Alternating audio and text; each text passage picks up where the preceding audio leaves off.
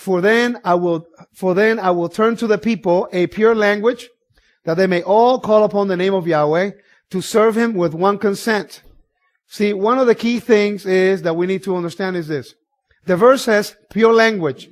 Now the Hebrew language is a pure language. It's impossible for me to curse somebody out in pure Hebrew. I can't do it. I gotta borrow words from different languages. Biblical Hebrew is a perfect language. It's kadosh. It's holy. Separated unto Yahweh. Now what's interesting is that the verse says, and I will turn to the people a pure language, that they may all call upon the name of Yahweh. The purpose for the Hebrew language, so we can worship Yahweh. See, people have the misconception when they go to a synagogue. They think it's about them. When you go to synagogue, you go to worship Yahweh. It's not about you. It's about you thanking the Lord that that He saved you for one more week. He kept you safe, and He given you the opportunity to fellowship with Him. So you can glorify Him and exalt Him and call upon the name of Yahweh. That's really what synagogue is all about. Temple service, that's what it was.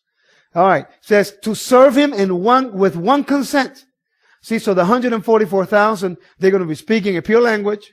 They're going to be calling upon the name of Yahweh, and they're going to be doing it with one voice, one consent. Everybody united. Now, would you agree with me that the Messianic movement is completely divided? See why hell has to come through? All hell is going to break through. It's going to break loose. Why? To bring the body of Messiah together. To move away from the pettiness of all the arguments about let it be the things. And then unite in the bigger picture. The bigger picture is to call upon the name of Yahweh. To serve Him and with one consent. That's the bigger picture. See? So anyway, I want to get off of that one.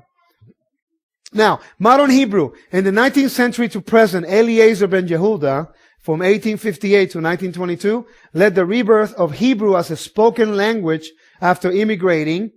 In 1881, he began promoting the use of Hebrew at home and in the schools. Now, what a lot of people don't realize that his firstborn was one of the few people in the last 1700 years in which Hebrew became the first language in the home.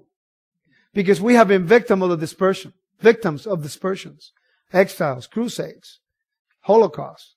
So therefore, we have mingled with the nations, and a lot of us have lost their identity.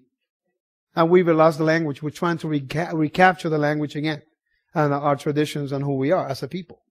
So therefore, this gentleman is the forerunner and the guy who really brought it home to the point that all of the world is speaking Hebrew because of him. He took it upon himself and decided that in my house, we only going to speak Hebrew. And because of that attitude, now we have the rebirth, not only of the Hebrew language, but the restoration of the house of Israel and the house of Judah beginning already. Now, Revelation chapter 15 verse 3, one of the things that happened when I was doing this teaching is, how can I present this teaching and prove that the Hebrew language is going to be the Hebrew language in which will be spoken by the 144,000, or that we need to hear and learn Hebrew? I do the prayers. Some people say, why do you do them in Hebrew? Well, at the time, I don't know. I know it feels right. But it's no longer good enough to say feels right. See? He's revealing certain secrets to His people. And He wants you to understand why you're doing things. It's no longer just believing by faith and that's it.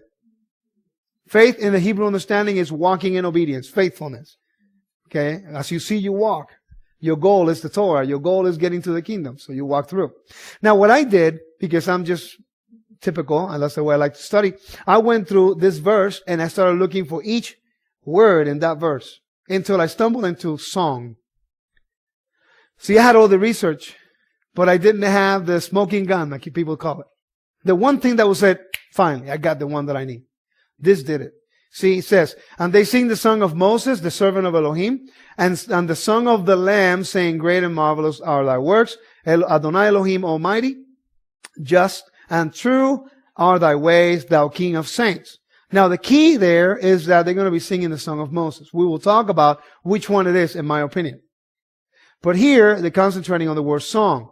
Now, when you go back into the Strongs, you're going to find 5603. Now, I hope I pronounce this right. Ode or Ode, which means a chant. See, but when you keep reading, it's from 103, a chant, or Ode, the general term, from any word sung, while in 5215 denotes specially a religious metrical. There it is. Okay, it says metrical composition, but look at this, 5568. It says still more specially a Hebrew cantillation. That's all I needed to see. See, because then that was the basis of my whole thing. Once I have that proof, I'm home free with the whole thing. Now I understand why. It's 144,000 from each tribe of Israel. They're not going to speak Greek or Spanish or English. They will be singing the song in Hebrew. All right, so now when we go to that reference 5568, it says a set of music, a sacred all day, accompanied with voice, harp, and other instruments, a psalm, collectively the book of Psalms. Now, Deuteronomy 32:43 says, rejoice, O ye nations, with his people, for he will avenge the blood of his servants, and will render vengeance on his adversaries, and will be merciful unto his land and to his people. The word rejoice there doesn't mean rejoice. It means sing. And is the Hebrew word ranan. Resh, nun sofit. Strong's 07442. But what's interesting is, we're talking about the 144,000. That's the basis of this teaching. You guys follow so far? All right, it's going to get interesting. When I go through this, it's going to get really interesting. Stay with me. It says a primitive root properly to creak or emit a stridulous sound, to shout, usually for joy, aloud for joy. But I'm going to call your attention to the last one, triumph. Now it's interesting because it's Deuteronomy 32. And if you study this chapter, it's all about Israel rejecting the rock of their salvation. This is the second song of Moses. And it was given unto Moses by Yahweh so he can tell the people, write this song and before they went into the promised land. Okay? And what's interesting is talking about the last days. It's talking about what's going to happen to. Okay? So it admits to triumph, and they're going to be triumphant. Now what I want to do, I want to take you through temple service. That is my passion. See? Temple service is all I want to do. I want to study the temple service, the rituals, the priestly order, everything that has to do. So when I get to the kingdom and he's looking for some of them, I can say, hey, I know how to do it. I studied it. You know? So when I get there, I'm already practicing, just like the feast, right? So what's interesting is when they were dedicating the temple, notice what happened in 2 Chronicles 5:11. And it came to pass when the priests were come out of the holy place, for all the priests that were present were sanctified and did not then wait by course.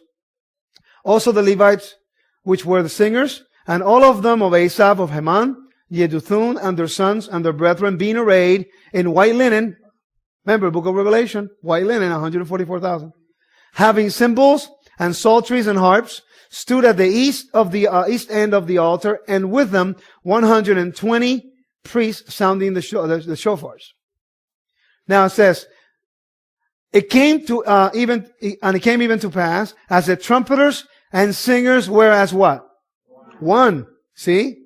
Same thing as Sophoniah. And it says, to make one sound, to be heard in praising and thanking Yahweh.